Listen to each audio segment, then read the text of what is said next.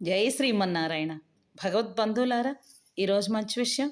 అట్ల దద్ది రోజు గోరింటాకు స్త్రీలు ఎందుకు పెట్టుకుంటారో తెలుసుకుందాం.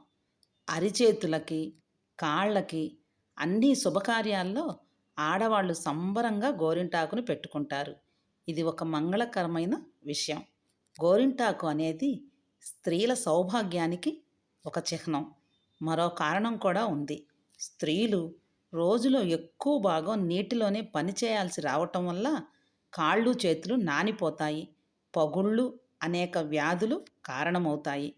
గోరింటాకు పెట్టుకోవటం వల్ల వ్యాధులను అరికట్టడమే కాకుండా శరీరంలోని వేడిని కూడా ఈ గోరింటాకు లాగేస్తుంది.